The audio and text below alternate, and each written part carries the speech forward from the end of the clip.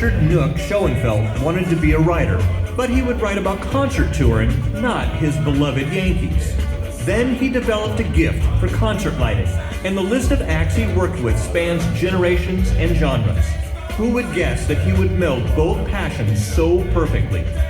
In 2011, he won Lighting Designer of the Year for his work with Kid Rock, who he worked with for 20 years. But his rewards, personal and professional, were much more than that. Born in 1957 in Hawaii, Nook's father was career Coast Guard, so they moved around a bit before landing in New York. Like so many others in this business, his first taste of what would be his future career in live events was random. The teenager's girlfriend got him a job as a stagehand for a one-off Jefferson Starship show. He majored in English, as his college ambition was to become a sports writer. But one day, he spotted a note on the job board for a concert stagehand. He stated his experience in such a manner that may have given the impression he worked more than that single concert. He got the job, and foreshadowing what was to come, he moonlighted writing concert reviews for the college paper. He went west for school and graduated with a degree in English literature and a minor in audio arts. He mixed for local clubs and then went back to New York, where he got hired by Bob C. of C Factor. It was there he transitioned to lighting. After 18-hour days at $5 an hour, he headed back west and landed at Morpheus Lights, where he was positioned to bear witness to the dawning of moving lights. Next thing he knew, he was out with the band he first pushed cases for, Jefferson Starship. After that, it was Lionel Richie's Dancing on the Ceiling tour, which had what was then a record-breaking 100 moving lights. On that tour, he worked with future Parnelli honorees Chris Lamb and Peter Morse, and forged long relationships with both.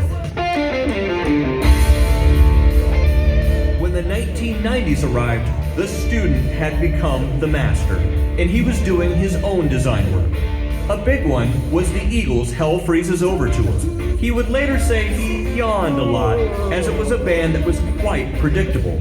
But it was one of the most successful tours at the time, and established him as a creative force.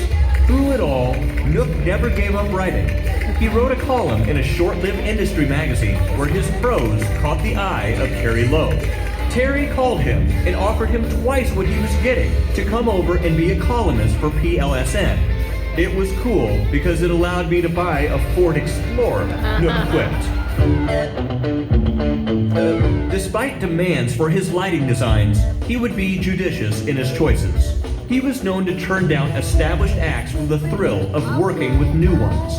That paid off well, and soon he moved to the next step, designing up to 8 shows a year and handing them off to a director to take on the road. In 2014, Terry rang again, telling him, "I think you should move up in the world." Nook did indeed. He became editor. He dramatically increased the quality and quantity of the magazine, readers, and advertisers. As a member of the Parnelli Board of Advisors, his perspective was greatly valued. Perhaps his most far-reaching accomplishment is that he was key to establishing the Next Gen Awards, honoring and encouraging rising talent. Yet, despite being busy with work and family, Nook, a nature lover, always found time to commune with her. Yes, his communing was legendary. Diagnosed with cancer in 2021, he retired from PLSN and lit 2 final shows. With his longtime friend Joe Ficini advising and editing, he published a memoir of his life's work that is, like Nook himself, fascinating and hilarious. Through it all, he always credited his wife Mary Lou as being a stabilizing force for him. She and their 2 sons, Lenny and Hunter, were always the reason for all he did.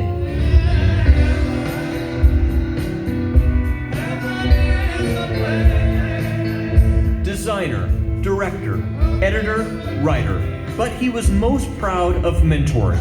"I don't think I'm any great designer," he told Puccini in an interview. "I can fake it with the best of them, and I know there are many better than myself. What I would rather be remembered for is all the people I have taught throughout my whole career. And his whole career and the lives he touched live on.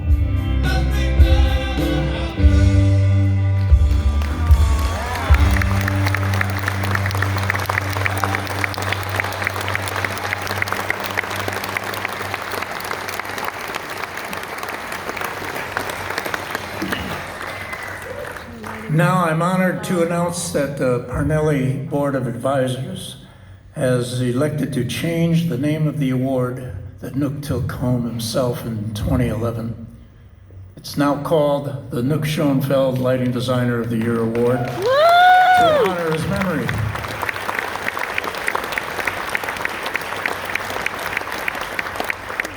Here are the nominees.